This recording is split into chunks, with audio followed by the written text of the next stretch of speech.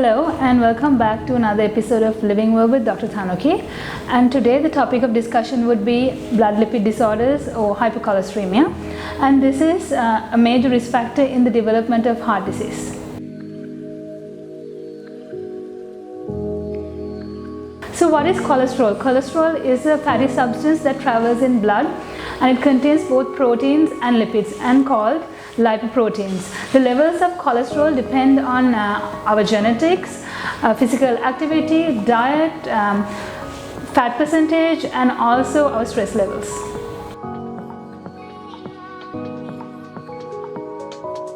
The classes of lipoproteins include chylomicrons, VLDL or very low density lipoproteins, IDL or intermediate density lipoproteins, HDL or high density lipoproteins, and LDL low density lipoproteins, and non-HDL cholesterol as well. Triglyceride is a major form of fat, and VLDL or very low density lipoprotein is a major carrier of triglycerides in plasma. VLDL accounts for about 10 to 15% of body's cholesterol, and the levels are increased in lipoprotein disorders like familial hypertriglyceridemia, obesity, diabetes, and also nephrotic syndrome. LDL or low density lipoprotein is the major carrier of cholesterol in our body, and the levels are directly in correlation with the cardiovascular disease risk. LDL and LDLP play a major role in atherogenesis. LDL infiltration into the arterial endothelium leads to the development of the fatty streak and the plaque formation. So this makes LDL the most significant blood lipid.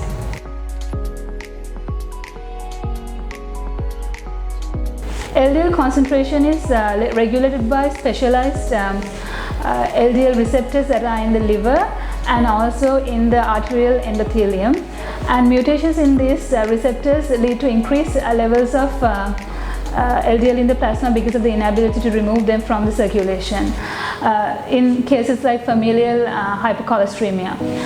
Therefore, LDL management is the cornerstone in lipid management therapy because it reduces the risk of developing heart disease.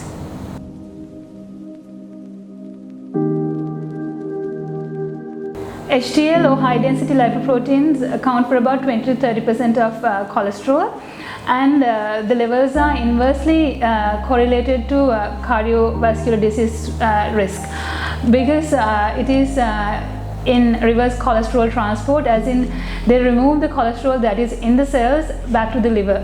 So this has both anti-inflammatory and antioxidant properties. By removing excess cholesterol from the circulation, HDL provides a protective mechanism against the development of atherosclerosis. So each milligram per deciliter increase in HDL contributes to about 3% decrease in the coronary heart disease risk.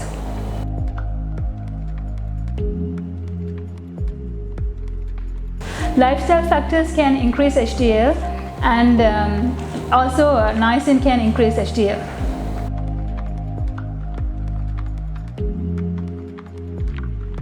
The factors that decrease the levels of HDL in your body are being overweight or obese, smoking, being physically inactive, using anabolic and androgenic drugs, and conditions like type 2 diabetes, infections, and cancer cachexia. And the factors that increase HDL are alcohol, exercise, and also drugs like nicotinic acid, fibrates, and estrogen.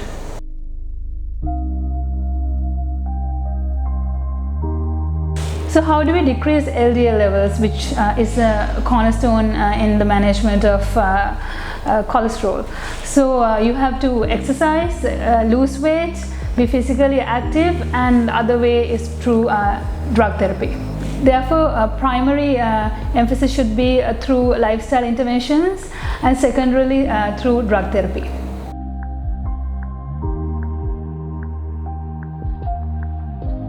The therapeutic goals of lipid management include keeping a level less than 100 for primary prevention for LDL, and for secondary prevention to keep it at less than 70, as in the case of those who already have atherosclerotic coronary vascular disease, and for triglycerides to keep it less than 150.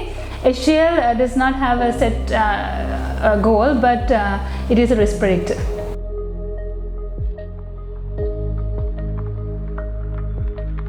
Therefore, statin drugs are used as secondary therapy where you have LDL level of more than 190, if you have diabetes and already at a risk of more than 7.5% to develop cardiovascular disease in the next 10 years. For children with dyslipidemia, the target goal for total cholesterol is less than 170, LDL less than 110, and HDL more than 45.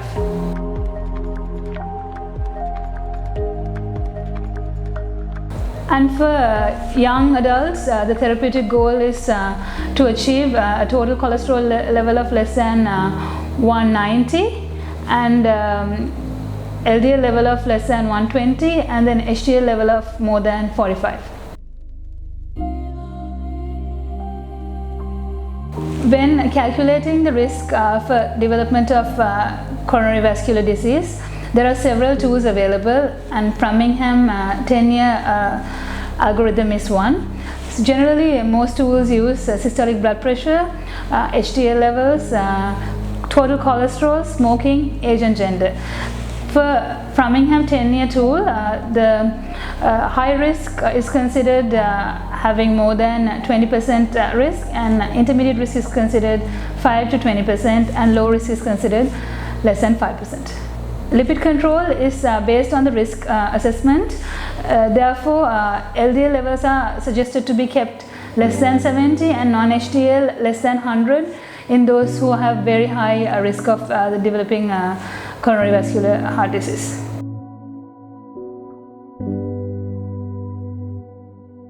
Very high risk is considered already having atherosclerotic coronary vascular disease or having diabetes plus 2 or more risk factors or end organ damage. Having dyslipidemia also puts you at risk for developing metabolic syndrome, which was discussed in an early episode, so please refer to that episode. And having a triglyceride level of more than 150 or having a HDL level of less than 40 would increase your risk of developing metabolic syndrome, and this increases your likelihood of developing cardiovascular disease and diabetes.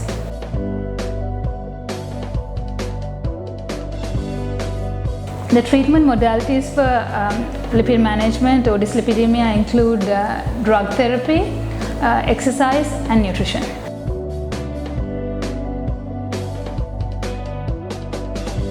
When it comes to drug options, there are several available. There is bile acid sequestrant drugs like cholestyramine and cholestyramine, and there is nicotinic acid or niacin. Also fibrates and HMG-CoA reductase inhibitors like statins.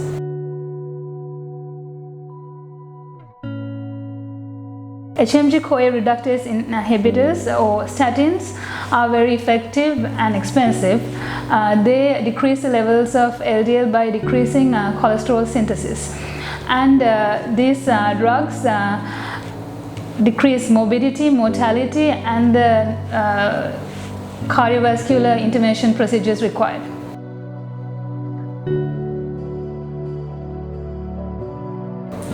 Fibrates also decrease triglyceride levels and increase HDL, and omega-3 fatty acids are also found to be effective for patients who have increased levels of triglycerides, and they are usually beneficial only if prescribed in high doses, like more than 2 grams.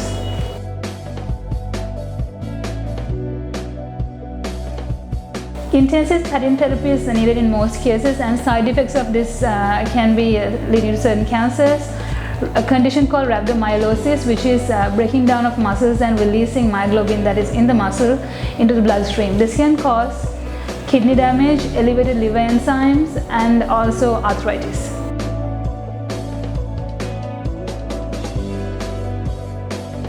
When it comes to nutrition, therapeutic lifestyle change diet is recommended, and this involves consuming less saturated fats and trans fats, and decreasing cholesterol, and increasing fiber in the diet, and also consuming plant stenols and sterols, and weight management.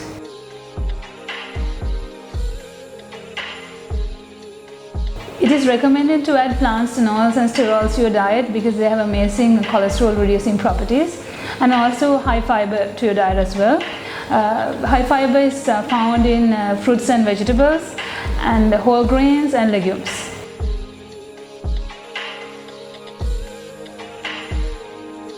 Exercise has many benefits, and decreasing or improving the lipid profile is one, and decreasing adiposity. So fatty acids can be moved from adipose tissue and transported to the exercising or contracting muscle and used as a source of energy. Fatty acids and triglycerides can be hydrolyzed to provide energy, whereas LDL and cholesterol cannot be. It is recommended to exercise for over 150 minutes up to 200 to 300 minutes a week, burning up to 2000 calories or more if you want to have long-term weight control and improve your lipid profile. Volume of exercise is more important than the intensity because the blood lipid profile is dependent on the total energy expenditure. Exercising for about 120 minutes a week has shown to improve the HDL levels, contributing to a better lipid profile, and it's been found that active counterparts have more HDL levels than non-active ones. Triglyceride levels are also responsive to sufficient volumes of exercise training, and unlike LDL, after sufficient exercise, triglyceride levels remain low for about 2 days because they are utilized as a source of energy. But this effect that exercise has on triglycerides is short-lived, and it's usually readily reversed once you stop exercising. So in order to maintain this, you must continue exercising. Therefore, both exercise and statin therapy are a good combination in maintaining a good lipid profile. It has been found that a 7 to 10 mile walk a week can prevent the deterioration of the lipid profile, and also moderate intensity cardio exercises can keep your triglycerides and VLDL levels at a low level even if after you discontinue exercising. Exercise has a positive effect on what is called postprandial lipemia. Postprandial lipemia is elevation in especially triglyceride levels of up to like 120 to 300 after a fat-rich meal. This can cause decrease arterial function, decrease HDL levels, and you are predisposed to atherosclerosis if the levels are higher than 250 to 300. And exercise causes a blunted response post heavy sugar or heavy fat meal because of this mannerism. Exercising 1 to 12 hours before consuming a fat-rich meal has shown to decrease postprandial lipemia. It is recommended to exercise before than after consuming a meal, and this can decrease postprandial lipemia by about 25 to 40%. It is recommended to burn about 2000 calories per week, and therefore the higher the intensity, the better it is. For resistance training, it is recommended to increase the volume than intensity, as in increase the number of repetitions and sets than the weight. Aerobic exercise should be performed at least 30 minutes a day, 4 to 5 times a week. And this can be anything from walking, cycling, swimming, or running. If unable to perform continuous exercise, you can break them down into 10-minute bouts and add it up because volume is more important than continuously doing it. When devising an exercise program for those with dyslipidemia, several factors have to be considered. For example, the health condition of the patient, his or her current fitness level, and certain tests may be needed like ECG. Therefore, it's important to work with a healthcare professional who can give this client guidance to begin and continue the fitness regime without a disturbance, and close monitoring after about 6 to 8 weeks may be necessary so that he accomplishes the LDL or the lipid goals that he should be at. For every 1% decrease in LDL, there is a decrease of about 2 to 3% in the risk of developing coronary vascular heart disease. So therefore, exercise is very, very important. Resistance training, focusing on the main muscle groups of the body at least 2 to 3 times a week, also has beneficial effects. So that was blood lipid disorders in a nutshell. I hope you found it useful to understand what an integral part that exercise plays in the management of blood lipid disorders. If you have any questions, please don't hesitate to contact us or comment below. If you haven't done so already, please follow us on our social media, subscribe to our YouTube channels, and click on the bell icon for any notifications. Thank you again for watching. I hope to see you next week with another topic.